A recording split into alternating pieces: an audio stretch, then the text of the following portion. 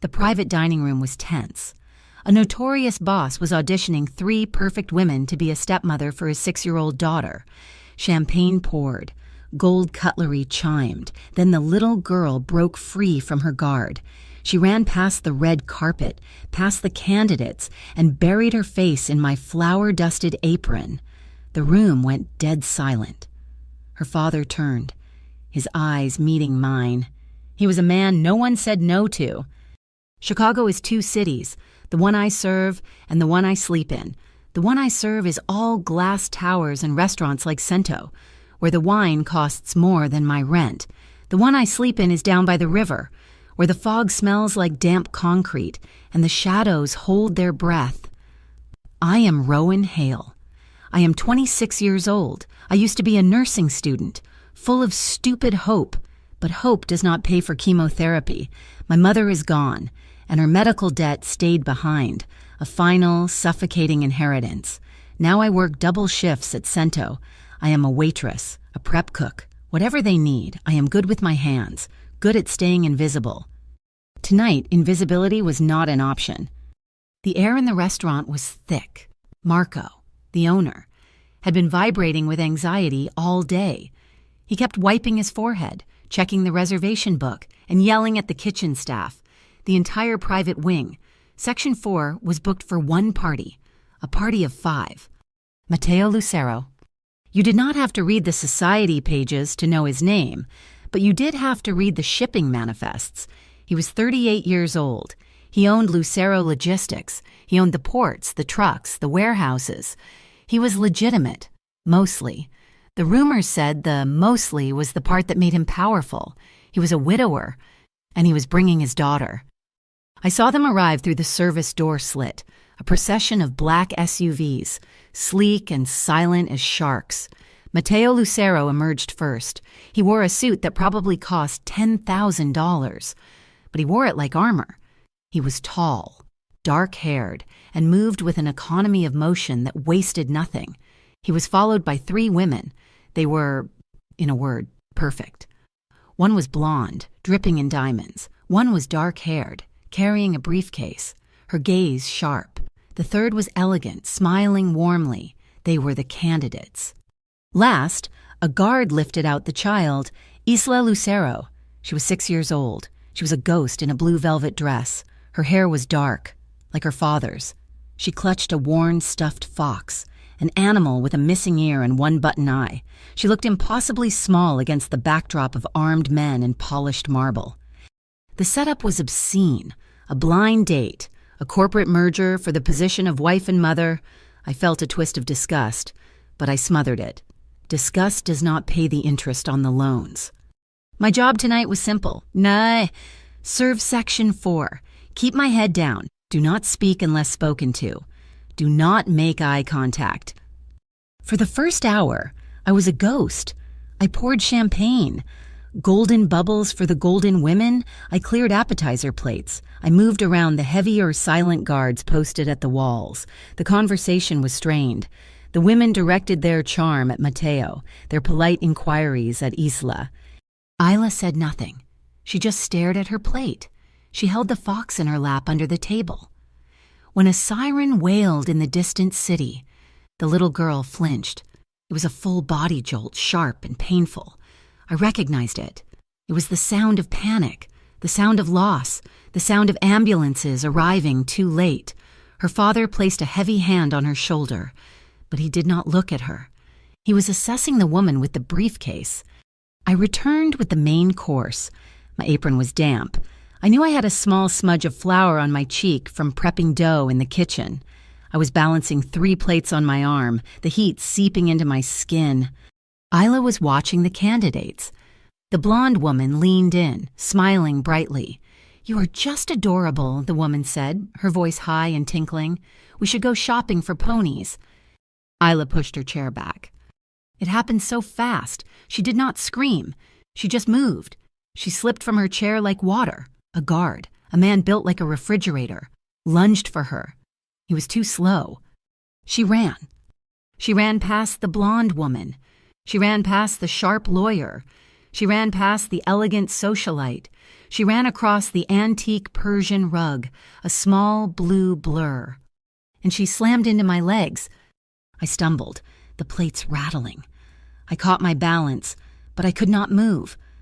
Her arms were wrapped around my waist, clinging to me with desperate strength. Her face was buried in the rough cotton of my apron. The world stopped. The only sound was the ventilation system. Marco, standing by the service door, went pale. The three women stared, their perfect smiles frozen into masks of confusion and offense. The guards had their hands inside their jackets.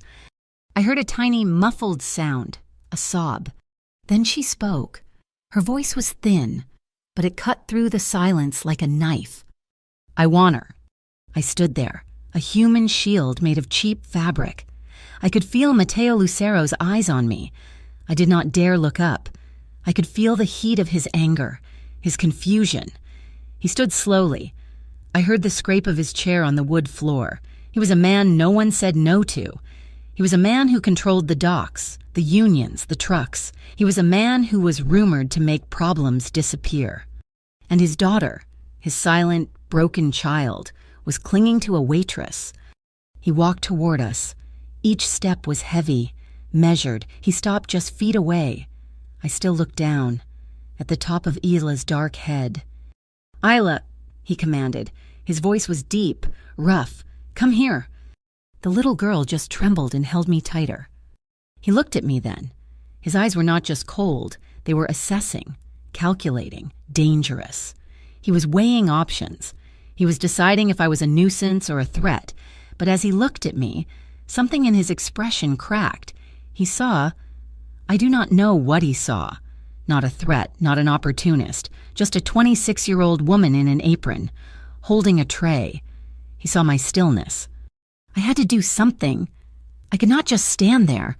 My training, the nursing instincts I thought I had buried, took over. I carefully, slowly, placed the heavy plates on a nearby service stand. My hands were steady. I ignored Matteo Lucero. I ignored the guards. I focused on the child. I bent my knees, wincing at the ache from the long shift, and knelt until I was eye level with her, even as she hid her face. "Hello," I said. My voice was low, soft, the way I used to speak to my mother when the pain was bad. "My name is Rowan." She did not move, just kept her face pressed into my apron. "That is a very beautiful fox," I whispered. "He looks like he has had many adventures." A tiny shrug.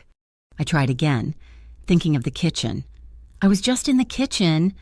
We finished making the strawberry ice cream." I paused. "Do you like strawberry ice cream?" She was silent for a beat. Then she gave a tiny nod against my stomach.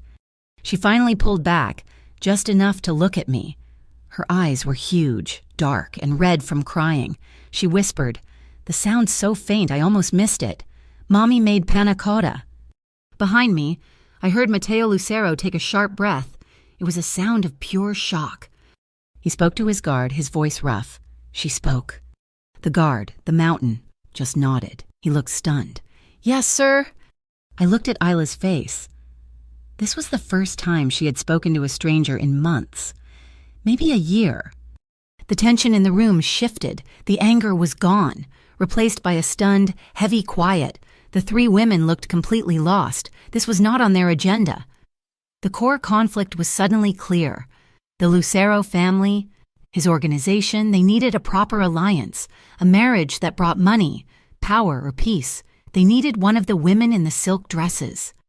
They did not need Rowan Hale, the former nursing student who smelled like garlic and flour. Isla had just derailed a dynasty's careful planning. The dinner was, of course, over. Matteo Lucero nodded curtly to the three women. "My apologies. This evening is concluded." They were ushered out, their faces tight with manufactured sympathy that barely hid their fury. Marco rushed over, wringing his hands. "Mr. Lucero, I am so sorry. She is new. Wait," Matteo said. Marco stopped. I stopped. I had started to stand up, to back away toward the kitchen. Matteo Lucero looked at me. He was not angry anymore. He was calculating. "My daughter. She has selective mutism, stemming from trauma. She has not spoken to anyone outside of the immediate household in 11 months. I looked at Isla. She was holding her father's hand now, but she was still staring at me. Her small hand reached out, her fingers just brushing my apron. "The press will hear of this," he said, more to himself than to me. "The failed meeting."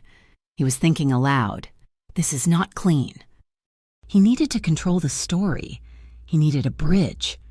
He looked from his daughter to me, and a plan formed in his cold, dark eyes. "I have a proposition for you," he said. It was not a request. "You have a calming effect on her." "I'm a waitress," I said, my voice shaking slightly. "I know what you are," and he replied. It was not unkind. It was a statement of fact. "I will hire you to be her companion, a temporary measure, to, stabilize the situation until she is ready for a more permanent arrangement. A companion, a glorified nanny, a piece of public relations strategy." I thought of my apartment. I thought of the final demand letters stacking up on the counter. The debt was a mountain I could never climb. He named a number, a weekly salary. It was more than I made in 3 months. It was enough. It was enough to pay them off. All of them. I looked at his face, so controlled and hard. Then I looked at Isla. She was watching me, her eyes wide, holding her breath. She was terrified I would say no. In that moment, she was not a Mafia boss's daughter. She was just a 6-year-old girl who lost her mother and her voice. "Yes," I said. My voice was clear. "I will do it." But I was not looking at Matteo Lucero. I was looking at Isla. I will do it for her. My last shift at Cento was quiet. Marco paid me in cash, his hands trembling slightly. He looked relieved and terrified. "You are a good girl, Rowan," he said, not meeting my eye. "Just, be careful." The Lucero penthouse was not a home. It was a statement. It sat on the top floor of a glass spike, overlooking the river and the entire Chicago skyline. The furniture was minimal, expensive and cold. The silence was absolute, broken only by the hum of the air filtration and the quiet murmur of guards speaking into their wrists. My probation began. I was assigned a guest room that was 3 times the size of my apartment. Isla, however, did not speak to me for the first 2 days. She watched me. She followed me from room to room, her little fox clutched in her hand, her feet silent on the marble floors. She was a shadow, assessing me. I was not a nanny. I was not a therapist. I was just Rowan. On the 3rd morning, I went to her. She was sitting on the floor of her bedroom, which was filled with more toys than a store. She was not playing with any of them. "I am going to the library," I said, keeping my voice even. "I am leaving in 10 minutes. You are welcome to come with me." I did not wait for an answer. I went to the elevator. The guard, a large man named Leo, looked at me, then at Isla, who had appeared at my side, her coat in her hand. We drove in one of the black SUVs. It smelled like new leather and gun oil. We went to the main public library, a building of stone and sunlight. Leo stayed by the door, trying to look casual and failing. Isla's hand was a tiny, cold bird in mine. We walked to the children's section. I found a book about a fox who gets lost. We sat on a brightly colored rug, and I read to her. My voice was low, steady. I did not ask her questions. I just read. She leaned her small head against my arm. She relaxed, just a little. On the way out, I stopped at a small cart selling juice. "I would like a strawberry juice," I said to the cashier. I looked at Isla. "What about you?" She just looked at the woman, her eyes wide with mild panic. "It is okay," I said softly, just to her. "You can just point." She pointed to the apple juice. I paid. As we walked away, I leaned down. "The next time we come, maybe we can practice saying thank you to the lady. Just a whisper. Would that be okay?" She gave me a single, jerky nod. The heart of the penthouse was its kitchen. It was massive, stainless steel, and looked like it had never been used. There was no food in the refrigerator, just bottled water and a single perfect bowl of lemons. I remembered her words. Mommy made panna cotta. I gave a grocery list to Leo. He looked confused, but he returned an hour later with everything: cream, sugar, vanilla beans, gelatin. I found Isla and led her into the sterile kitchen. I found an apron, one of her mother's probably, and tied it loosely around her small waist. "We are going to make a mess," I told her. I showed her how to split the vanilla bean, the tiny black seeds dotting the cream. I let her hold the whisk, her small hands struggling to mix the heavy liquid. "My mother and I used to make cookies," I said, keeping my voice light. "She always let me lick the spoon. She said that was the best part." Isla did not look up, but she stopped stirring. She used this bowl," Isla whispered. I froze. I looked at the heavy ceramic bowl we were using. "It is a good bowl," I said quietly. The smell of vanilla and warm cream filled the cold room. It smelled like a home. When the mixture was done, we poured it into small glasses and put them in the refrigerator to set. I was wiping down the counter when I saw him. Matteo Lucero was standing on the glass veranda that overlooked the kitchen. He was in his suit, his jacket off, his tie loosened. He was just standing there, watching. He was not the boss. He was not the dangerous man from the restaurant. He was just a father, locked out, watching his daughter do something normal. I gave Isla a spoon to lick. A sound bubbled up from her chest. It was small, rusty, a giggle. She had spilled cream on her nose, and she laughed. Matteo heard it. He took a step toward the glass, his hand resting on the door. His face was a mask of shock and something else, something I could not read. He looked at me, and his eyes were dark and intense. The world outside the glass box did not wait. The story of the failed blind date exploded. I was naive. I had not understood. Matteo Lucero trying to remarry was not gossip. It was news. The three women were prominent: an oil heiress, a corporate lawyer, a senator's daughter. Then someone leaked a photo of me.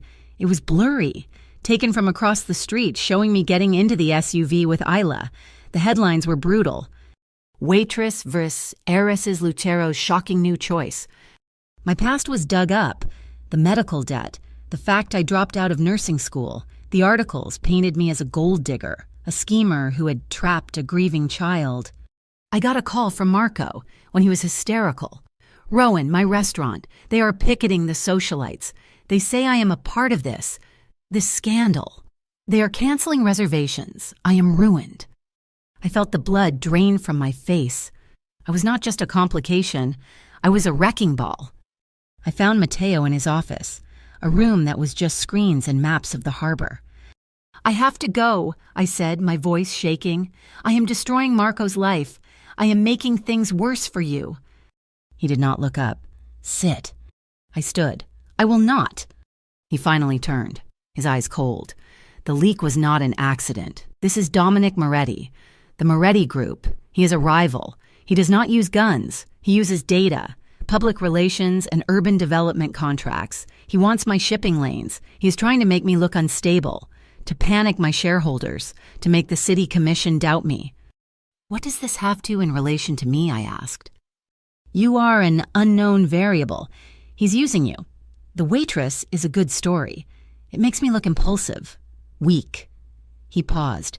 "As for Marco, it is handled. My lawyers are with him now. His legal fees are paid. He has been given a grant for his inconvenience. He will be fine." He had not asked.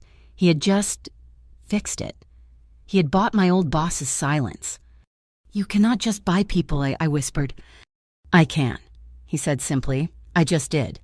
The trust with Esla was a fragile thing, built in millimeters. One afternoon, she looked tired. She had dark circles under her eyes. "Time for a nap," I said. She went to her bed but lay there, her eyes wide open. The lights in the penthouse were automatic, bright. She looked at me, her small body tense. Then she held out her stuffed fox, the one with the torn ear, the one she never let go of. "Can you hold him?" she whispered. "So he is safe." My breath hitched. I took the small, worn toy. "I will keep him safe. I promised." She sighed, a tiny sound, and her eyes closed. She fell asleep in the daylight. I sat in the chair next to her bed for 2 hours, holding that fox, feeling the weight of what she had just given me. Matteo wanted to talk that evening. He had heard from her therapists. Her progress was remarkable. "I want to increase your hours," he said. He was standing by the window, looking down at the city lights. "Full time. I will move you in here." "No," I said. He turned. His patience was thin. "I'm paying you an obscene amount of money, Rowan. This is not a negotiation. I am not one of your shipping containers. Matteo," the name slipped out and he stiffened. "You cannot just schedule her healing. You cannot control this. You are trying to manage her grief like a business merger. It is trauma. It is messy. It does not follow a spreadsheet." "And you are the expert," he shot back. "A nursing student who quit." The words stung, but I held my ground. I know that a child needs normalcy, hon. She needs to feel safe. This, I motioned to the glass walls, the silent guards, is not normal. It is a gilded cage. She needs the library. She needs to go to the park by the river. She needs to be a 6-year-old, not a public relations asset. We were yelling, or rather, he was just getting colder, more dangerous. "She needs protection," he said, his voice a low growl. "She needs connection," I countered. "I will stay. I will keep helping her, but on one condition." He was silent, waiting. "Stop using her. Stop using me. I saw the papers. You are letting them spin this story that I am your new girlfriend. It is a shield for you, but it puts a target on her. I will not be a party to it. You want me to help your daughter, then you let me help her, not your image." He stared at me for a full minute. I could see the calculation in his eyes. "Fine," he said, biting off the word. "We do it your way, for now." I kept my apartment. I needed it. I needed to be able to lock my own door, a door that did not have a guard outside it. I left the penthouse around 11 one night. The air was cold, damp. My car was parked 3 blocks away, in a public garage. A dark pickup truck, old and battered, pulled out of the alley as I turned onto my street. It stayed 2 car lengths behind me. I turned right, it turned right. I turned left, it turned left. My heart hammered against my ribs. This was not a coincidence. This was a message. This was Moretti. I grabbed my phone and sped up, running a yellow light. The truck stayed with me. I did not drive home. I drove to the nearest police station. The moment I swerved into the brightly lit parking lot, the truck's engine roared, and it sped off into the night. I sat there, shaking, my hands locked on the wheel. I called him. "A truck followed me," I said, my voice surprisingly steady. "A dark pickup. It is gone now. I'm at the precinct on 18th. His response was a string of curses, low and violent. "I'm sending Leo. He drives you from now on. You are done walking." "No," I said. The word was out before I could think. "What did you say?" I said no. That is what they want. They want to scare me. They want you to lock me in the tower. If I take your driver, if I live in your fortress, then Ela never gets to be normal. She never gets to go to the library. She will always be the boss's daughter. I will not do that to her. I will be more careful. But I will not be your prisoner. There was a dangerous, heavy silence on the line. I had just defied him again. "You are a fool, Rowan," he whispered. "Good night, Matteo," I said, and I hung up. I did not sleep. The next morning, I drove back to the penthouse. I felt tired, scared, but also strangely alive. When I walked in, Isla ran to me. She was beaming. She was holding a piece of paper. It was a drawing, a crayon drawing. It showed 3 people. A tall man in a suit, a little girl with dark hair, and a woman with brown hair, in a simple blue dress, my dress. We were all holding hands. Above us, a bright yellow sun. She ran past me, toward the massive, intimidating stainless steel refrigerator. She grabbed a magnet, a gaudy, promotional one for one of his shipping companies. She pinned the drawing to the door. It was a 6-year-old's declaration, a statement of fact, a picture of her family. I looked at the drawing, and I looked at the guard by the door. in this house, in this life. That simple, innocent piece of paper was not art. It was an act of war. Isla's drawing of the three of us stayed on the massive stainless steel refrigerator. It was held up by a cheap magnet shaped like a cargo ship. In a house of calculated minimalism, it was a bright, defiant splash of color. It was an act of rebellion. The fragile piece that drawing represented lasted exactly 48 hours. The next attack from Dominic Moretti did not come from a dark truck. It came through the internet. An anonymous email was blasted to every major media outlet in Chicago. It contained scanned copies of Lucero Logistics contracts. They were real, but they were carefully cut, spliced, and edited. They were manipulated to imply smuggling, payoffs, and deals with unsanctioned foreign entities. The press exploded. The legitimate side of Mateo's world began to shake. I saw him that morning in his office. He was not shouting. He was worse. He was perfectly still. Watching the data streams on his wall of screens turn from green to red. "He is squeezing," Mateo said, his voice a low vibration. He did not turn to look at me. "He's painting me as a criminal to my legitimate partners. He timed this. He knows the family is pushing for an alliance." He finally turned. His face was pale, his eyes dark. Dominic Moretti sent a message, an offer of truce. A truce, I felt a chill. A marriage alliance. He said the words as if they were poison. He's proposing I marry his niece, Bianca Moretti. I knew the name. Everyone did. Bianca Moretti was not just a socialite. She was Ivy League educated. Brilliant, ruthless, and beautiful. She was deeply embedded in her uncle's corporate dealings. She was a perfect weapon. A marriage would not be a marriage. It would be a merger. It would lock the Chicago harbor. It would end the war. "It is a perfect move," Mateo said, his voice empty. "It would stabilize the business. It would satisfy my family elders. It would double our power." Are you considering it?" I asked, my voice barely a whisper. I felt sick. "I am not," he said, "but the family is the elders.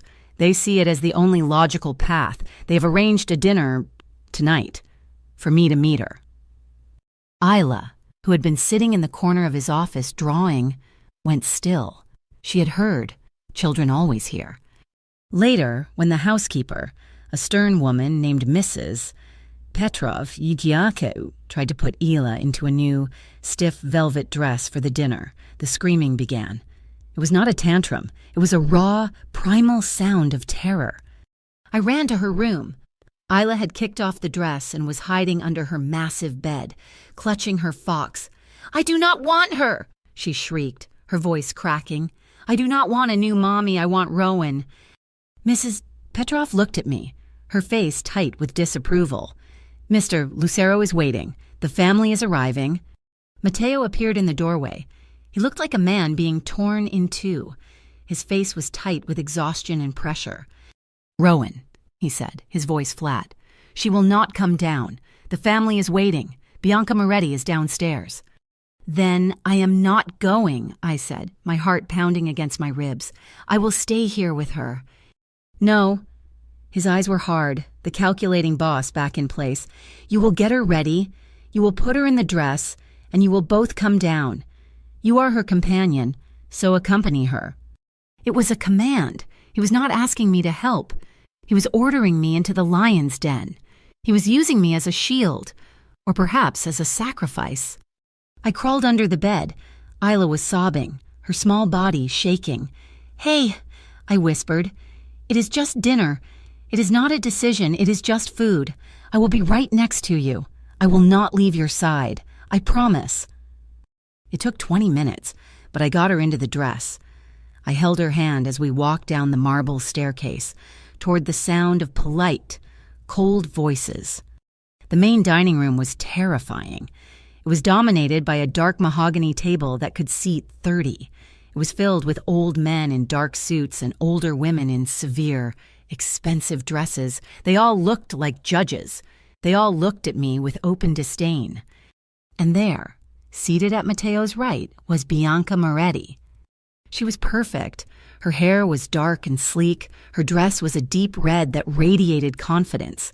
She had intelligent eyes and a smile that was both warm and sharp. She looked at me, then at Isla, with a polite, unreadable curiosity. I was wearing a simple black dress. The only nice thing I owned. I felt like a field mouse at a table of wolves. Mateo had placed a chair for me next to Isla, at the far end of the table, as far from the center of power as possible. The dinner was agonizing. The clink of silver on china was the only sound for long stretches. I cut Isla's food into tiny pieces. She sat stiffly, her head down, clutching her fox in her lap. An older woman, Mateo's aunt, Zia Elena, looked down the long table at me. Her pearls were as large as marbles. Her voice was like dry ice. "Mateo," she said, loud enough for everyone to hear, "it is a family matter. Must the help eat with us?" The silence that followed was absolute. Every fork stopped.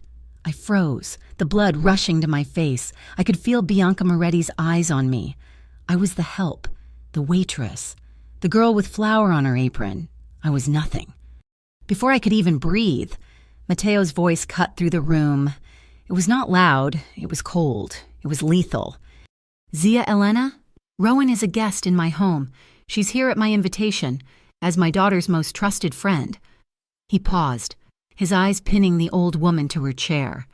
"If you have a problem with her presence, you are free to leave." The woman's powdered face tightened.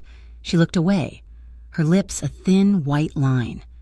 It was a declaration of war against his own blood. Bianca Moretti watched the entire exchange. She did not smile. She just observed, her head tilted. She was measuring the new landscape. She looked at Mateo, then at me. It was a look of pure calculation. The cut from his aunt had been deep, but Mateo's defense of me was a tactical nuclear weapon. Later, I found him on the veranda, the city lights glittering below us. "They hate me," I said quietly. "They fear what they do not control," he said. He was staring at the harbor.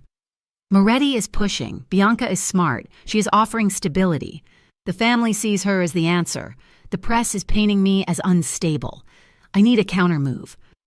"Then show them," I said, the idea forming, born from my own past, my old neighborhood, but not his way, not with threats, not with a marriage. Your family has the Lucero Foundation. It is just a name on a website, a tax shelter. Use it, make it real. He turned, intrigued. "How?" "The West Side," I said, my voice gaining strength. "The neighborhood I grew up in, the kids there, they have nothing. Moretti uses that area for his dirty recruiting, for his runners. He preys on them. What if you offered something else? What if the Lucero Foundation funded a community cooking program? A safe place after school? Real skills. It is not just charity. It is a strategic move. It is healing. It is good press. That is also actually good." He was quiet, letting the idea settle. A cooking program, and he repeated, testing the words. "You fight his data with tomato sauce." I whispered, "You fight his narrative. You show you are building, not just controlling. You show you are a part of Chicago, not just a man who owns it." A slow smile touched his lips. It was a rare, startling thing. "That is clever, Rowan. That is very, very clever." He moved faster than I could have imagined. Within 1 week, his people had secured a church basement on the west side. It was old, but it was clean. They had installed 6 small cooking stations. I was, bafflingly, put in charge. Isla, who now refused to leave my side, was my self-proclaimed head assistant. The first class was pure chaos. 10 kids, all under 12, vibrating with nervous energy and suspicion. They did not trust this. They did not trust the clean new equipment. They did not trust me. We were making a simple pasta sauce from scratch. In the middle of the lesson, he showed up. Mateo Lucero. He was wearing a shirt that probably cost $2,000, and he looked completely, utterly lost. The kids stared. "What are you doing here?" I hissed, wiping tomato on my apron. "Observing my investment, Matt," he said. A small, wiry boy named Sam pointed a wooden spoon at him. "Mister, you gonna help or just stand there?" Before Mateo could answer, I untied my apron and tossed it at him. "We need the onions diced. Small." He stared at the onion as if it were a hostile negotiator. He picked up the knife, and he was awful, clumsy, awkward. The man who controlled the entire Chicago port system, was being defeated by a simple vegetable. The kid started to snicker. His eyes started to water profusely. "This is caustic," he muttered, blinking rapidly. Isla, seeing her powerful, untouchable father struggling and crying over an onion, burst out laughing. It was not a giggle. It was a full, joyous belly laugh. It was a sound I'd never heard. She ran over and patted his arm. "It is okay, Papa," she said, her voice clear as a bell. "Rowan says you just have to be brave." He looked at his daughter, his face a mask of stunned disbelief. He looked at the half-mangled onion. He looked at me, his eyes streaming, and he kept chopping. Amid the rich smell of olive oil and garlic, our eyes met. He was not the boss. I was not the help. We were just two people, covered in onion fumes, watching his daughter laugh. The moment was short. It was real, and it terrified me more than any of Moretti's men. The community kitchen was a massive, unexpected success. The press loved it. It was the perfect counter-narrative. Dominic Moretti must have hated it. His next move was not strategic. It was cruel. I was driving Isla home from the library 2 days later. We were on the Franklin Street Bridge. A dark pickup truck, the same one that had followed me, slammed into my rear bumper. It was not a hard hit. It was a calculated jolt. It sent my small car into a shallow spin on the wet pavement. Isla screamed. The truck sped off. We were fine, shaken but physically unharmed. But by the time we got back to the penthouse, 2 people were waiting for us in the lobby, a man and a woman in plain, rumpled suits. "Miss Rowan Hale?" the woman asked, her eyes cold. "I am Agent Miller, Department of Child Services." My blood turned to ice. "We received an anonymous tip," she said, reading from a file. "Alleging child endangerment, reckless driving with a minor present. We also have photos." She held up grainy 8x10 pictures. They were of me and Isla on the bridge. The photos were timed perfectly. They did not show the truck. They just showed my car, spinning. "We have a report that you are an unstable presence, hired from a restaurant with a history of severe debt. We are here to assess the child's safety." Mateo arrived. I'd never seen him angry. This was something else. This was a cold, silent inferno. He handled the child services agents with a terrifying, icy courtesy. He showed them Isla, who was safe and clinging to my hand. Then his team of lawyers arrived, and the agents left, promising a full and immediate investigation. When they were gone, he went to his office. He made one call. He called a meeting. I heard him. The soundproofing was good, but his voice carried. He was shouting. Other men were there, his capos, his lieutenants. "This is a line," one man roared. "He puts his hands on the girl. He uses the city against us. We end this, Mateo, the old way, tonight." "We cut the head off the snake," another yelled. There was a heavy crash. Mateo had swept something from his desk. "Quiet," he roared. Silence. "He wants me to use violence," Mateo said, his voice a low, lethal growl. "He wants me to be the animal he tells the press I am. He wants me to make a mistake. He wants me to give him leverage. We will not." There was a confused murmur. "We will not use guns," Mateo continued. "We will use law. We will use data. We will find the digital trail. We will find the man who called child services. We will find the driver of that truck. We will find the leak in the Port Authority. We will dismantle him, piece by legal piece. We will use his own weapons against him." It was a new language for him, a language I had helped teach him. And in his mouth, it sounded far more terrifying than any bullet.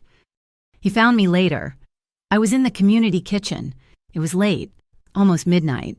I was just scrubbing counters, trying to make my hands stop shaking. He came in, his suit jacket gone, his sleeves rolled up. "My tech team is starting the trace," he said. He looked exhausted. "Matteo, this is my fault," I whispered. "I am the target. I am your weak spot. He is attacking you through me. Maybe I should go, for her safety." "No." He stepped closer, until he was only inches away. "You are not my weak spot." "Rowan," he reached out, his hand touching my cheek. His thumb was rough against my skin. You are the only part of this that makes any sense." I stared up at him. "I came in here," he said, his voice quiet. "I came here to chop onions. I thought it was the most ridiculous thing I had ever done. And then I heard her laugh. My daughter. I have not heard her laugh like that since her mother." He stopped, his throat working, looked at me, and his eyes were not cold. They were raw. "Rowan," he started, his voice thick, "I do not want Bianca Moretti. I do not want an alliance. I want—" His phone buzzed, a harsh, demanding sound that shattered the moment. He pulled it out. His face went dark. "What?" He listened. "They what? How many? From which warehouse?" He looked at me, all emotion gone. The boss back in place, his face a mask of controlled fury. "Moretti." He did not wait. He just used his Port Authority contact to seize 2 of my warehouses, an anonymous tip about contraband. He's choking my supply line. He strode out of the kitchen, already barking orders into the phone. "Get the legal team on the line. Now." I stood there, the smell of old coffee and yeast in the air. I was standing on a knife's edge. This was not a game. This was not a romance. This was a war. People were getting hurt. My reputation was destroyed. His entire empire was at risk. He was offering me something, a life. But it was a life where phones ring in the dark, where warehouses are seized, where cars are run off bridges, where child services comes to your door. I looked at the small, colorful cutting board where Isla had been learning to chop carrots. I was not going anywhere. She needed me. And I realized with a terrifying jolt, starting to need him. I would see this through. I had to. The seizure of the warehouses was the move that broke the family's patience. That night, after the lawyers had filed the first injunctions and the phones had finally stopped ringing, the elders convened. It was not a meeting. It was a trial. I watched through the glass of Matteo's office as he stood before a massive video screen, his face grim. His aunts and uncles, the council of the family, stared back at him. Their faces were cold. When he finally emerged, hours later, he looked as if he had aged 10 years. "They have given me an ultimatum," he said. His voice was hollow. He walked to the window, staring down at the lights of his city. The Moretti situation, the press, the child services visit. They see it all as a failure of my leadership. They believe I am compromised. "Compromised by what?" I whispered, though I already knew the answer. "By you." He said it flatly, a fact, not an accusation. They see Bianca Moretti as the only solution, a way to merge with Moretti, to end the war, to stabilize the family. They've given me 30 days. Marry Bianca, or they will invoke the family charter. They will freeze the trust, all of it. My operational funds, my personal accounts, my legal retainers, everything. They will cut me off completely. He was trapped. Dominic Moretti had him in a pincer move, with his own family acting as the other blade. "What are you going to do?" I asked, my stomach twisting. "What they want me to do," he said. "I'm going to give them a show." 2 days later, I understood what he meant. It was grotesque. The family elders, led by Zia Elena, had decided to correct the narrative. They were restaging the blind date. It was a command performance, a public act of surrender. We were back at Cento, the same private dining room, only this time it was filled with flowers. Zia Elena had invited a hand-picked list of society reporters and friendly media bloggers. It was a setup. Bianca Moretti was already there, seated at the table, looking radiant in a cream-colored dress. She was the picture of grace. Mateo stood beside her, his face a mask of stone. "Why are we here?" I hissed at him. I was standing by the service entrance, my designated spot. I had been ordered to bring Isla. "We are here," Mateo said, his voice low, "because they want a visual. They want the waitress companion to be seen graciously handing my daughter over to the new mother. They are documenting my compliance."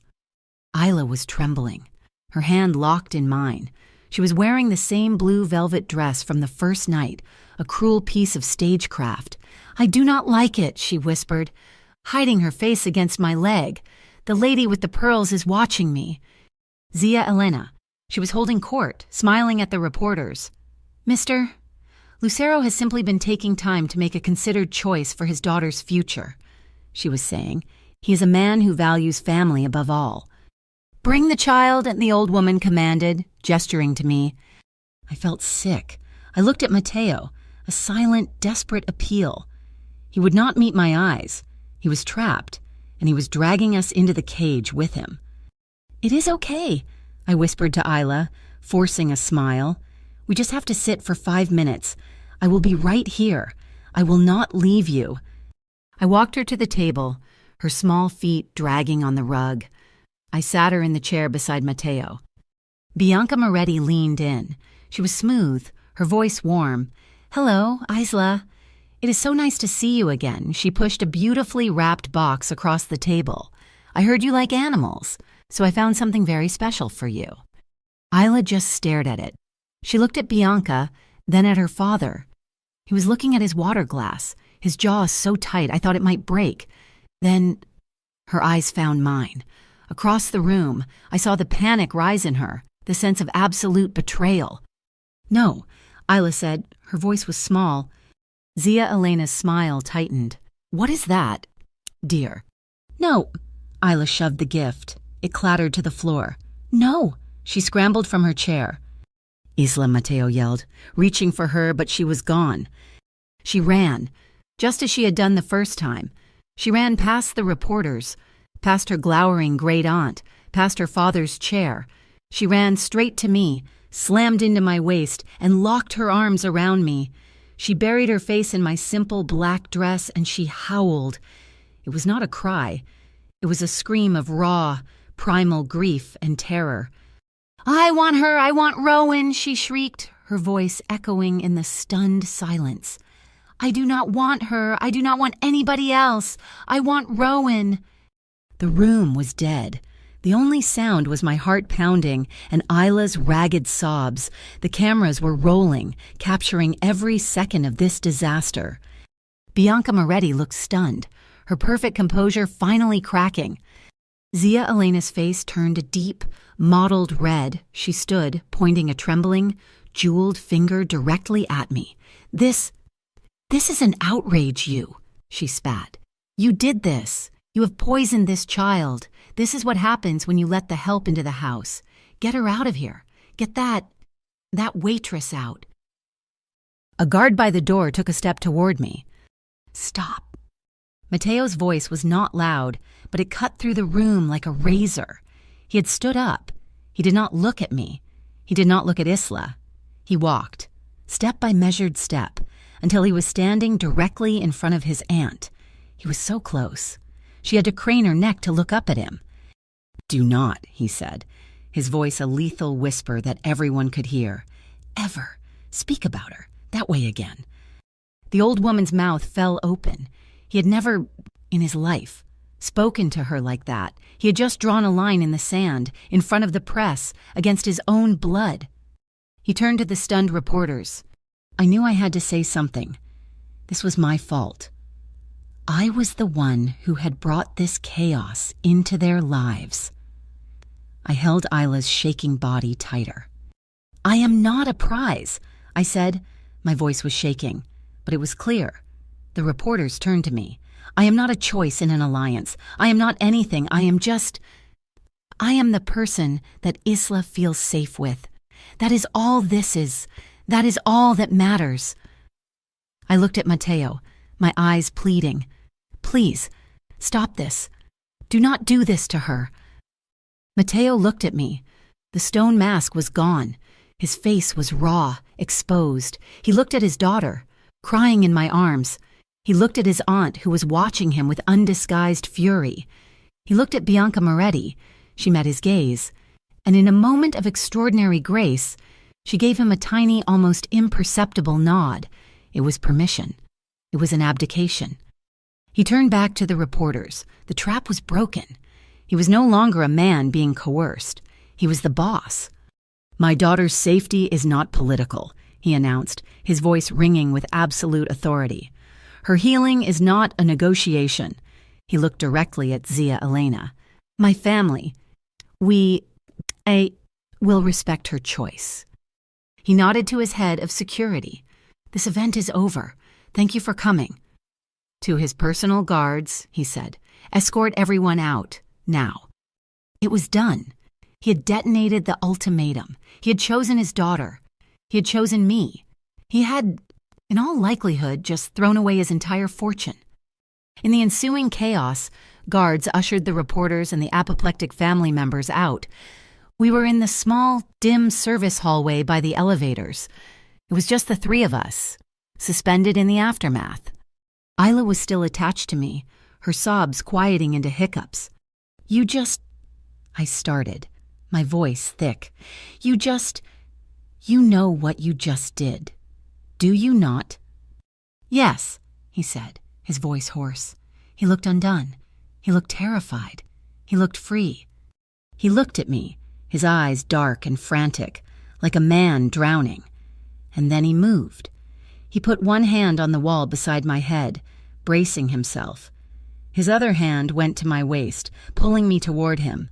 Isla was still wedged between us, but he did not care. He leaned in and his lips crashed onto mine.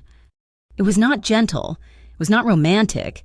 It was a kiss of pure, unadulterated panic. It was desperate, clumsy, and hard. It was all the fear and rage and exhaustion of the last few weeks. It was a plea and a declaration. It tasted like expensive wine and the metallic tang of adrenaline. It lasted maybe 3 seconds. He pulled back, his breathing ragged. He was shaking. Or maybe I was.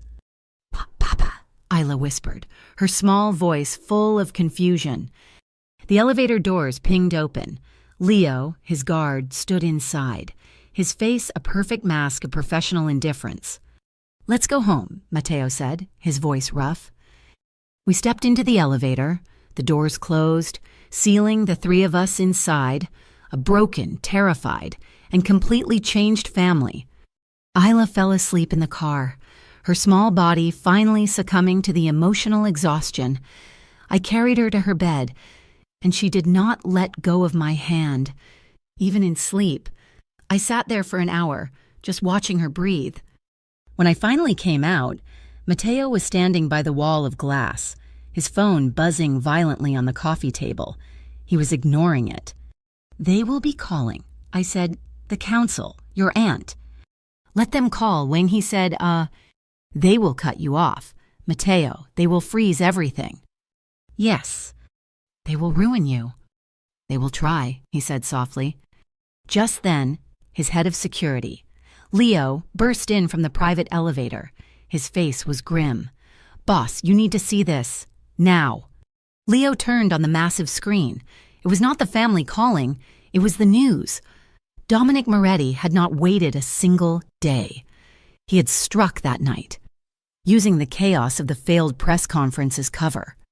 In the wake of the bizarre and chaotic Lucero press event, a news anchor was saying, her face serious, "A trove of new documents has been released by an anonymous source. These documents, which appear to be digitally certified, paint a far more damaging picture than previous leaks." On the screen flashed copies of bank transfers, offshore shell corporations, shipping manifests with illegal cargo designations. All of them were brilliant forgeries, digitally aged and signed with what looked like Matteo's authentic signature. "The U.S. Attorney's Office has just confirmed," the anchor continued, "that they are issuing immediate subpoenas for Mr. Lucero and his entire executive team on suspicion of racketeering and fraud." My blood ran cold. This was not a business move. This was a kill shot. Moretti was framing him, and he had done it at the exact moment Matteo was most vulnerable, alienated from his family and his finances. I started to shake. This is my fault. Matteo turned to look at me. Worry, this is my fault, I repeated, my voice cracking. I told you to fight him. I told you to use the community kitchen. I made you soft. I made you look weak. He saw it. He saw you defend me. He saw you break with your family. And he struck. If I had never been here, you would have taken the deal. You would have married Bianca. You would be safe. I backed away, the room spinning. I am your weakness. Your family knows it. Moretti knows it. I am the reason this is happening. I turned, my eyes blurring with tears. I have to go. I have to leave. It is the only way to keep you safe. I turned to run to my room, to pack my bag, to disappear. Please don't go. I froze. Isla was standing in the dark hallway, her small face pale. Her fox clutched in her hand. She had heard every word. Please, Rowan, she whispered, her lip trembling. Please do not leave me. I ran to her, falling to my knees and pulling her into a hug so tight it ached. I will not, I whispered, burying my face in her hair. I will not. I promise. Matteo was there, kneeling beside us, his large hand coming to rest on Isla's back. He was forming a circle with us. He looked at me over his daughter's head. His eyes were not cold. They were not panicked. They were burning. He thinks this is the end, Matteo said, his voice a low, steady growl. He thinks he has won. He is wrong. This is not about the money. It is not about the family. It is about this. His hand was gentle on Isla's back. It is about us. He looked at me, and his gaze was a vow. We will do this right, Hase, he said. My way, your way, the hard way. No more lies, no more games. I will burn him to the ground with the truth. He held out his free hand, palm up, in the space between us. Stay, he said. Stay and fight with me. I looked at his strong hand. I looked at the terrified child we were both holding. I put my hand in his. I will stay. We were not a couple. We were a conspiracy. My hand in his was a silent vow. The subpoenas were real. The family funds were frozen, and the press was circling the penthouse like vultures. We were trapped in the glass tower, the three of us, and the city was waiting for Matteo to fall. We have to maintain a routine, I insisted the next morning, my voice tight. Isla has her preschool program. You are not leaving this building, Matteo said.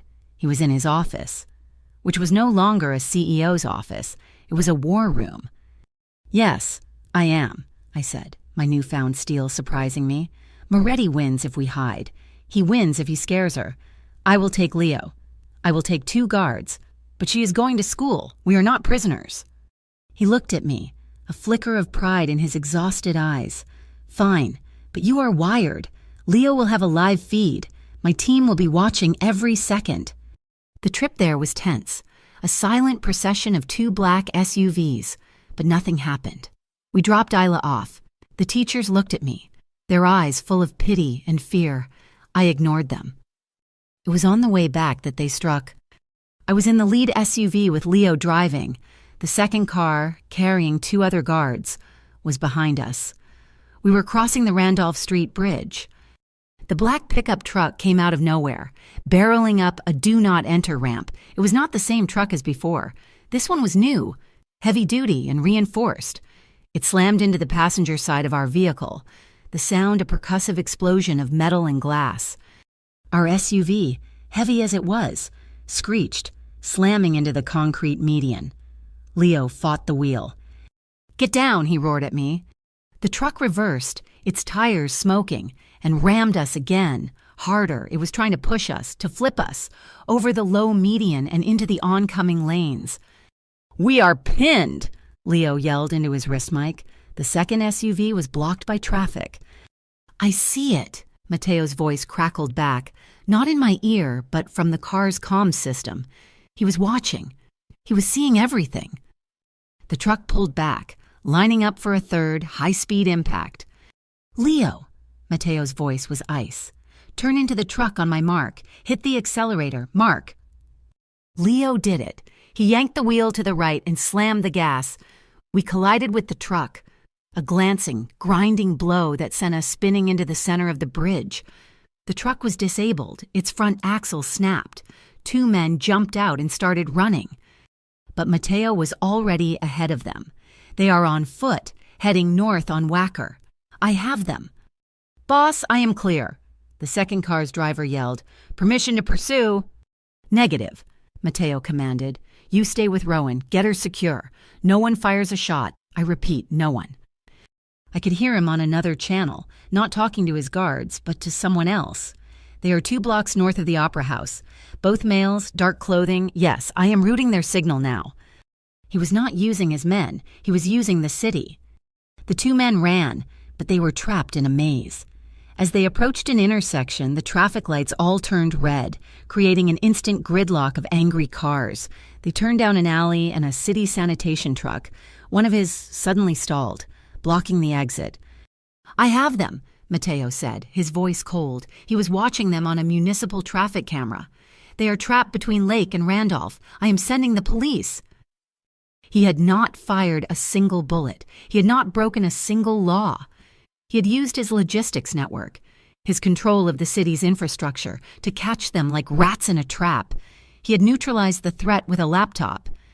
When we got back to the penthouse, I was shaking. But Isla was in a full-blown panic attack. The sound of the crash, the lurch of the car, it had brought everything back. She was huddled by the elevator, hyperventilating. Her small hands clawed, her eyes wide with a terror that was not just about today. Mateo ran to her.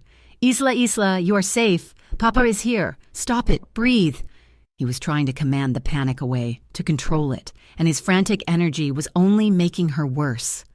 "Mateo, stop," I said, as I'm pushing past him. My old nursing instincts took over. I knelt in front of her. "Hey, look at me." I took her small, cold hands.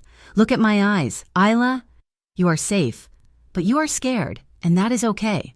Let's get our breath back together." I started taking exaggerated, slow breaths in and out. Good, in and out. "Now, I want you to play a game with me. It is the 5 game. Can you do that?" She gave a tiny, shuddering nod, her eyes still locked on mine. "Okay," I said, my voice low and calm. "Name 5 things you can see right now. Whisper them to me." Foxy," she whispered. Your hair, the floor, the light, Papa." "Brilliant," I said. "You got 5. Now 4 things you can hear." "The wind, my breath, your voice, the car, and cars outside." "Perfect. Now 3 things you can feel. What is in your hands?"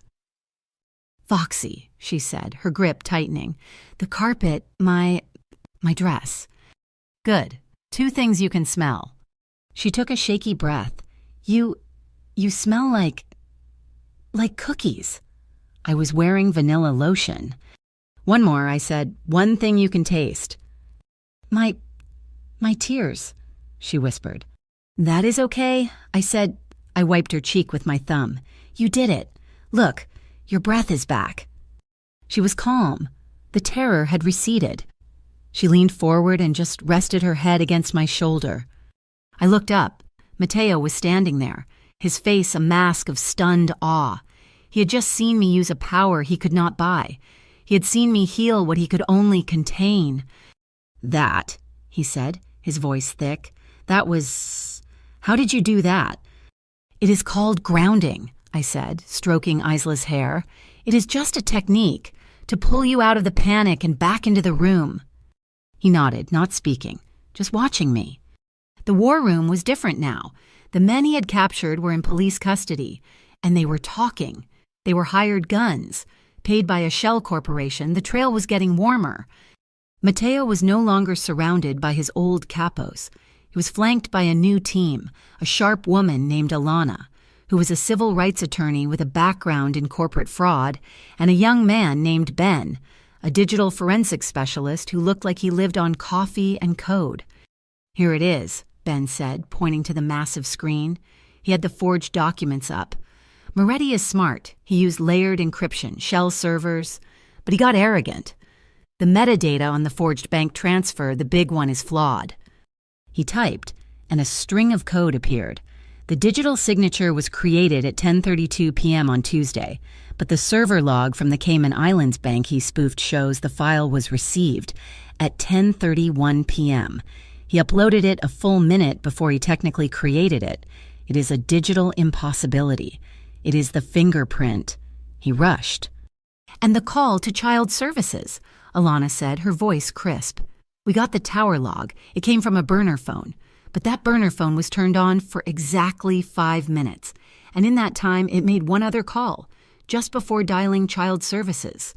She wrote a number on the whiteboard." Mateo stared at it. His face went white. "I know that number." He picked up his desk phone. "Leo, bring Rocco to my office. Now." I had seen Rocco, and he was one of Mateo's oldest guards, a man with graying hair who had been with the family for decades. He entered the office, flanked by 2 guards, his face pale with sweat. "Boss?" Rocco asked, his voice trembling. Mateo just pointed to the number on the whiteboard. "That was your burner phone. Rocco, you made the call to child services. You set Rowan up on the bridge. You have been feeding Moretti my schedules for 6 months. Why?" Rocco collapsed, his knees hitting the marble floor. He had my son?" he sobbed. "My son, he has, gambling. He owed Moretti's people $200,000. They were going to kill him. He said he would wipe the debt. He just wanted to know when Rowan was alone." Mateo's face was stone. The betrayal was absolute, a knife in the back from a man he trusted his family. The old Mateo, the man I met at Cento, would have had Rocco taken to the docks. Instead, he just looked at him with a cold, profound sadness. "Get him out of my sight." Later that night, I found Mateo on the veranda, staring into the rain. Isla was asleep, safe. The penthouse was silent. "They are holding Rocco downstairs," he said, his voice flat. "My men, the old guard, they are waiting for my order, the order to make him disappear." "What are you going to do?" I asked softly. He was quiet for a long time.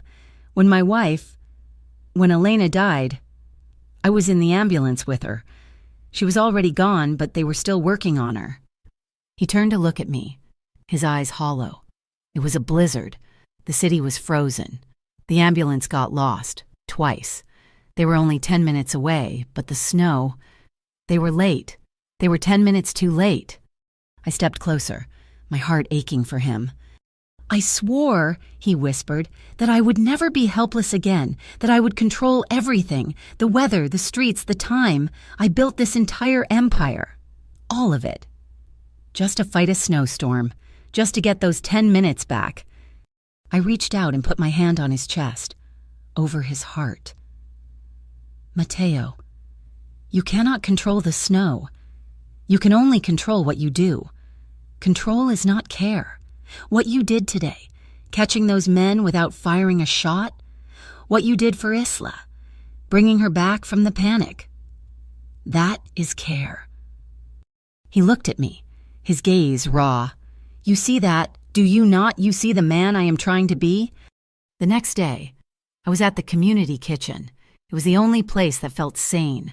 The kids were there. The smell of tomato sauce and garlic was in the air. We were making lasagna. Mateo walked in. He was not wearing a suit. He was wearing jeans and a dark gray sweater. The kids all stopped. "Mr. One of them yelled, "You gonna cry at the onions again?" A small smile touched his lips. "Not today." He walked straight to me, looked terrified. "Rowan Chiant," he said. In the middle of the church basement, surrounded by 10 children with sauce on their faces, Mateo Lucero dropped to one knee. The room went utterly silent. I clapped a hand over my mouth. "I do not have a ring," he started. his voice thick with emotion. "I do not have an empire right now. My bank accounts are frozen. My family thinks I am insane. I am under federal investigation, and I am in love with you." I was openly crying now. "You are the most terrifying, brave, and honest person I have ever met," he said, his eyes locked on mine. "You walked into my cold, dead life, and you taught me how to be a father. You taught me how to fight.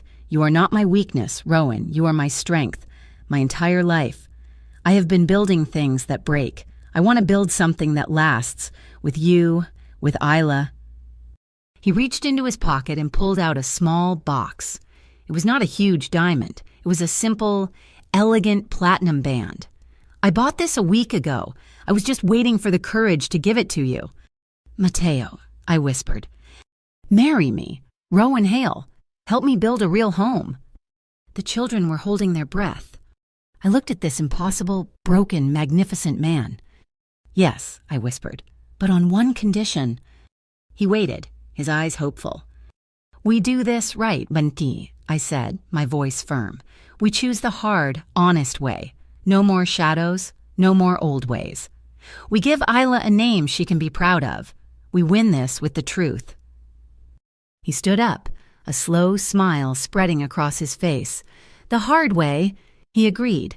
He slid the simple, cool ring onto my finger, every time.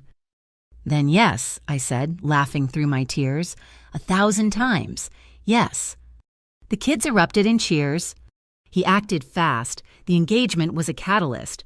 Rocco, the traitor, was not taken to the docks. Mateo had Leo drive him to the nearest police precinct and hand him over, along with a full confession and all the evidence of Moretti's blackmail. It was a seismic act. Lucero was handing one of his own to the cops. Mateo liquidated his remaining high-risk operations, the gray areas of his business. He poured the money, publicly, into the Lucero Foundation, announcing a plan to open 10 more community kitchens. Then, he, Alana, and Ben took their file, the metadata, the impossible timestamps, Rocco's confession, and they did not leak it. They walked into the U.S.A. attorney's office and handed it over. They offered full cooperation in exchange for immunity for the legitimate side of Lucero Logistics. The government, faced with a perfect pre-built case against a man they had been trying to nail for years, agreed. The FBI raid on Moretti Tower happened at dawn. It was on every news channel. Dominic Moretti, cornered, did the only thing he could. He lashed out, not at Mateo, but at me. The internet exploded with a coordinated smear campaign, stories that I was a failed nurse, fired for stealing medication, that I had a history of preying on vulnerable men, that my mother's medical debt was actually from a gambling problem. They were vicious, disgusting, and terrifyingly plausible. I was in the kitchen, staring at my phone, the blood draining from my face. When Mateo walked in, he did not say a word. He just took my hand. He led me to the penthouse lobby. It was filled with reporters, a full press conference. He stepped up to the podium. His face was cold fury. "You have all read the lies about Miss Hale," he said, his voice booming. "Now you will hear the truth." He did not just deny the claims. He annihilated them. He projected my nursing school transcripts, pristine. He showed a signed, notarized letter from my dean of nursing. He showed the itemized, paid in full invoices from my mother's oncology ward. "Dominic Moretti attacked my business," Mateo said, his eyes scanning the room. "When that failed, he attacked my daughter. And now, in his final, pathetic act, he attacks the woman I love. This is not journalism. This is the last gasp of a dying criminal. Miss Hale is my fiancée. She is my partner, and she possesses more integrity and strength than any person in this city. This attack on her is an attack on me, and it will be the last mistake Mr. Moretti ever makes." Mateo's press conference was a declaration of war fought with truth. The impact was immediate and decisive. The narrative, so carefully poisoned by Dominic Moretti, shattered. The video of Mateo, his face cold with rage, defending my history, my mother's honor, and our engagement, went viral. He had not just denied the lies, he had proven them to be malicious fabrications. The legal victory followed with breathtaking speed. The U.S. Attorney's Office, armed with Matteo's proactive cooperation, Rocco's confession, and Ben's irrefutable digital evidence, unraveled Moretti's empire. The impossible timestamp on the forged documents was the key that unlocked everything. They seized servers from 3 different data centers. They discovered the chains of command, the network of bot farms paid to amplify the fake news, the secret accounts used to hire the men who attacked me. It was a house of cards, and Ben had pulled the single card that made it all collapse. But there was one final, crucial piece of testimony. The federal agents were building their case on fraud and racketeering, but they still needed a clear motive for the city-level corruption, the port seizures, and the attack on child services. The key came from the last person I ever expected, Bianca Moretti. She contacted Alana, Matteo's lawyer, through a secure channel. She requested a meeting, not with Matteo, but with Alana. She wanted to cooperate. I was there, in Alana's office. When she arrived, she looked different. The perfect, polished armor was gone. She was in a simple suit, her hair pulled back. She looked tired, but she looked free. "My uncle is finished," she said, her voice crisp. She did not sound sad. She sounded pragmatic. "He will try to drag me down with him. I will not let him." "Why are you here, Bianca?" Alana asked. "My entire life," she said, looking not at Alana, but at me, "has been a negotiation, a contract. I was a tool for him to secure an alliance, just like he assumed Isla was a tool for your family." She took a deep breath. "When I saw Mr. Lucero defy his own family at that ridiculous lunch for his daughter and for you, I realized I had a choice. I do not want to live in a cage, even if it is a beautiful one." She slid a thin, leather-bound folder across the desk. "This is not digital," Bianca said. "My uncle is old school. He kept hard copies. These are the real zoning applications. He was not trying to take over Lucero Logistics. He was trying to destroy it.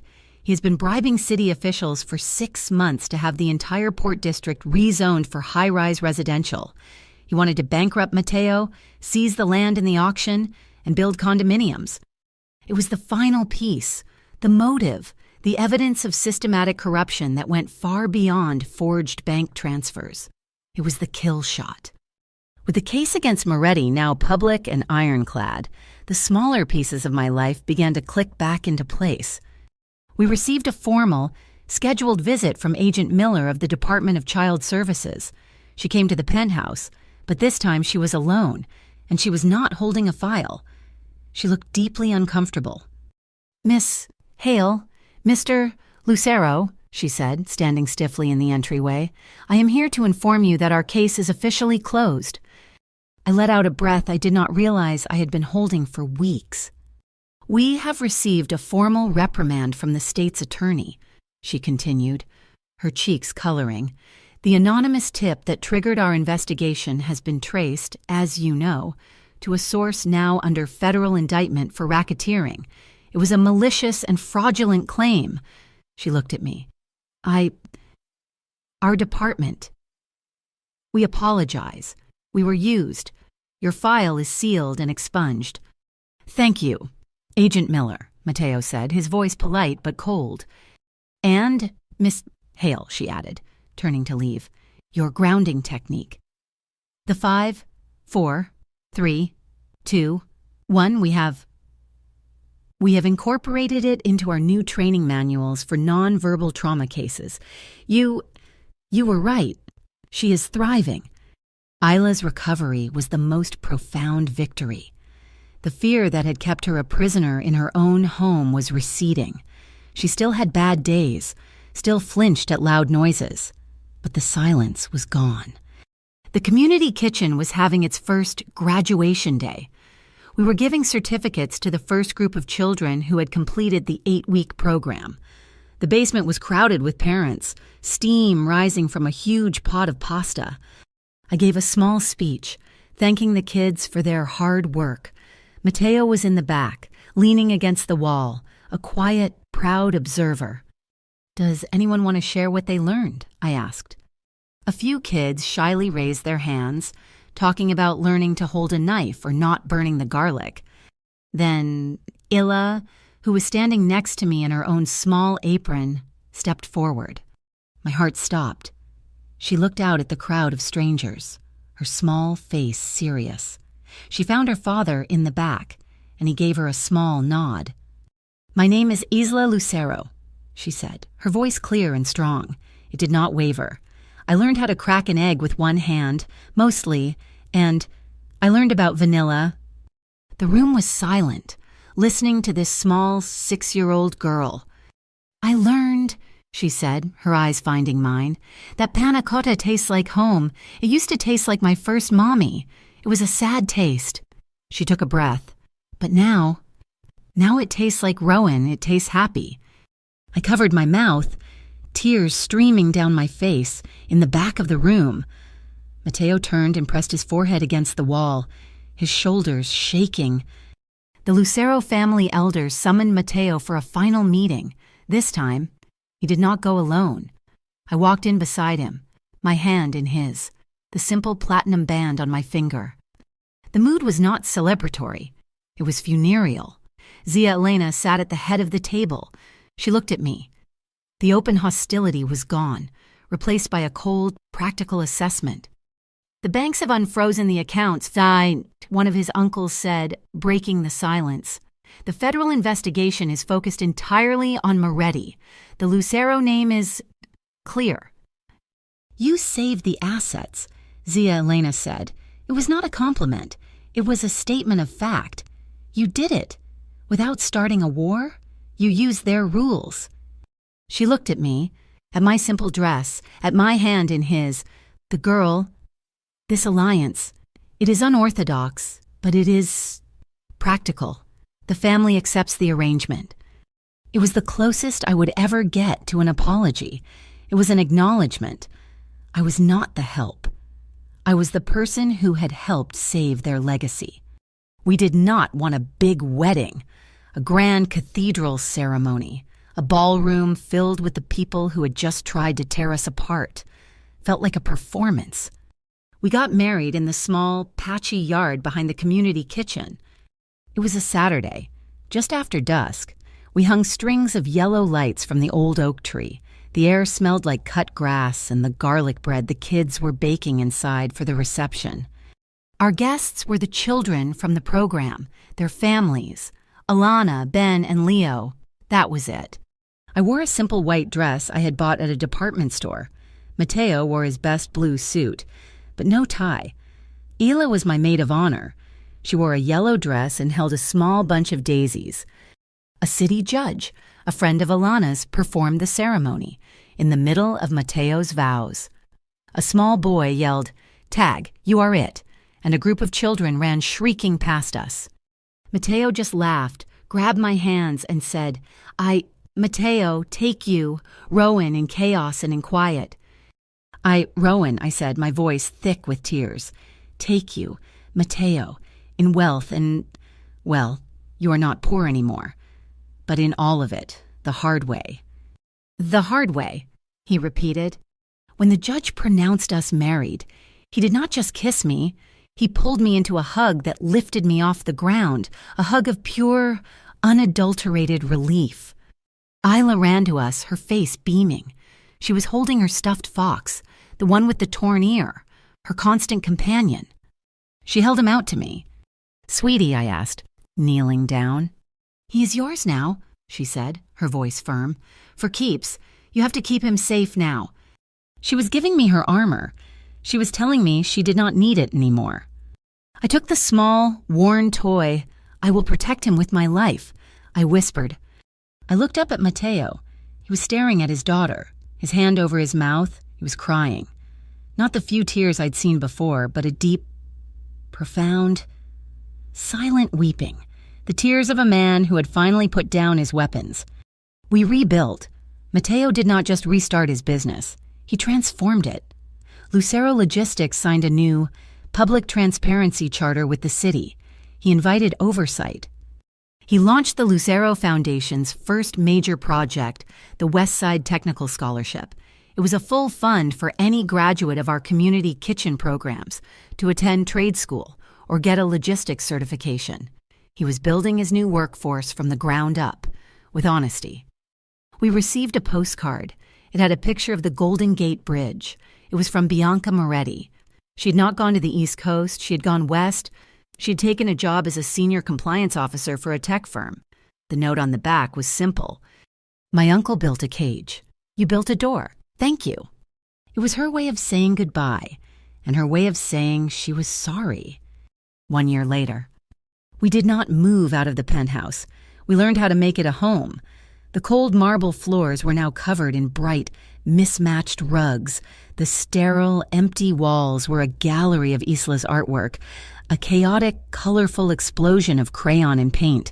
The stainless steel refrigerator was so covered in drawings, school notices, and magnets that you could not see the metal underneath. The community kitchen in the church basement was no longer just one kitchen. The Lucero Foundation, now fully and legitimately funded, had just opened its 4th location. The program had a waiting list. It was not just about cooking. It was about life skills, about providing a safe, warm place to land after school. It was a place where dozens of kids felt seen. I was standing in the original kitchen, my hands deep in a bowl of dough. My belly was round and full, a new life growing inside me, a son. I was 7 months pregnant, and I felt a profound, settled peace I had never known. Isla, now 7 years old and impossibly tall, was at the station next to me. She was wearing a small apron that said, "Big Sister in Training." She was, with the intense focus of a surgeon, teaching a group of 5-year-olds how to properly hold a whisk. No, Leo Jr., she said, correcting a small, clumsy boy. You have to use your wrist, not your whole arm, like this. See, you are making clouds, not splashing mud. She had started her own class, the Little Cooks. She was a natural leader, patient and clear. The selective mutism that had once defined her was a ghost, a memory. She was, without question, the loudest, happiest, and bossiest person in the room. Mateo walked in. He looked different. The heavy, dark armor of the boss was gone. He was still in a suit, but it was lighter. The permanent tension in his shoulders had eased. He had spent the last 6 months getting a slew of new certifications. He was no longer just the owner of Lucero Logistics. He was a fully certified operator. He was the man who negotiated with the Port Authority using spreadsheets and compliance reports, not intimidation and backroom deals. He had learned to win by being smarter, not harder. He came up behind me, wrapping his arms around me and resting his hands on my stomach. The baby kicked. He likes it when you are here, I murmured, leaning back against his chest. He has good taste, Mateo said, kissing the side of my neck. Isla, your students are splashing flour on my shoes. It is good for them, Papa, she called back, not looking up. It teaches them not to be afraid of a mess. He chuckled, his chin resting on my shoulder. She is quoting you. I know, I said. I am terrified. We were happy. It was not a perfect, flawless happiness. It was a happiness built on a foundation of hard choices. We had scars. The news had been full of the final verdict just last week. Dominic Moretti was sentenced. It was not a dramatic courtroom shootout. It was a quiet, clinical proceeding. He was found guilty on 12 counts of wire fraud, data manipulation, and conspiracy to commit bribery. The judge, citing the overwhelming digital evidence and the testimony from Bianca, sentenced him to 20 years in a federal prison. He was an old man. It was a life sentence. We had won. We had not used a single bullet. We had not broken a single law. We had dismantled a criminal empire with the truth. But the scars remained. We were in the car a few nights ago, driving back from the symphony. Isla had fallen asleep in the back. I was resting my head on Mateo's shoulder. In the distance, a siren wailed, an ambulance, cutting through the night. Mateo's entire body went rigid, his hand, which had been resting on my leg, clenched into a fist. He was not in the car with me. He was back in that ambulance, in the snowstorm, 10 minutes too late. I did not say anything. I just covered his fist with my hand, uncurling his fingers one by one and lacing them with mine. I squeezed hard. He took a sharp, shuddering breath. "I am here," he whispered. A mantra, he said to himself. "You are here." I whispered back, "We are here." It is just a siren, Mateo. It is just someone getting help. Help that will get there on time. He squeezed my hand back, his thumb rubbing over my ring. He stayed quiet for a long time. Love is not about erasing the scars. It is about being the person who holds the other person's hand, over and over, until the panic passes. It is a small, repeated, constant action. Isla had to write an essay for her school application. The prompt was simple: "What does home mean to you?" She had worked on it for 3 days, her tongue sticking out in concentration. When she finally showed it to us, I had to go to the kitchen to cry. Mateo just sat in his office, reading it over and over. It was only 4 sentences. Home is not a place with glass walls. Home is not a place where you are quiet. Home is a kitchen, don't eat. Yet home is a kitchen where someone waits for you to taste what they made. I framed it. It hangs in the real kitchen now, the one in the penthouse. It hangs right next to her first drawing of the 3 of us. Our life was not a fairy tale.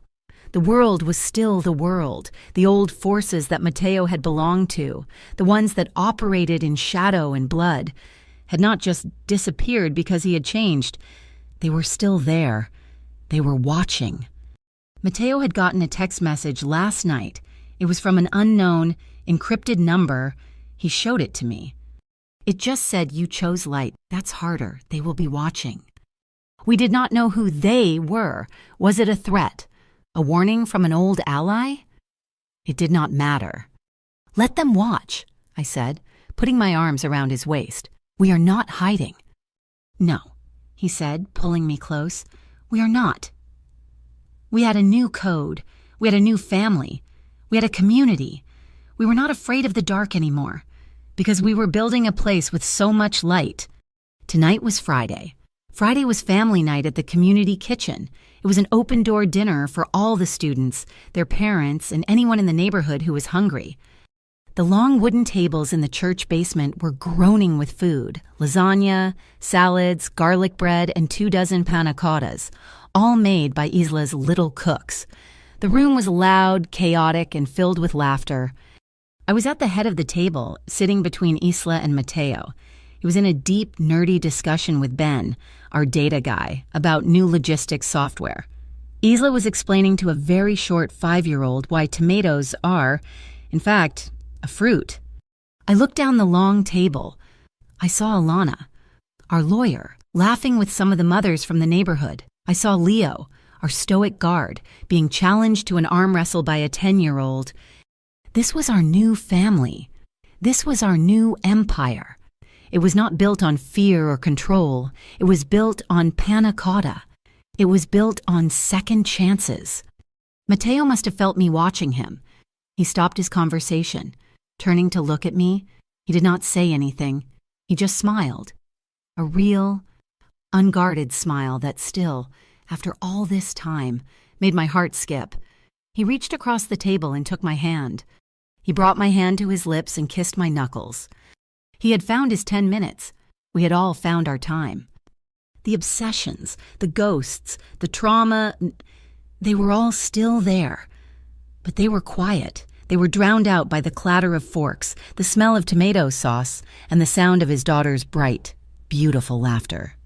True power, I realized, is not the ability to control everything. It is the wisdom to know what is worth holding on to, and the courage to let the rest go.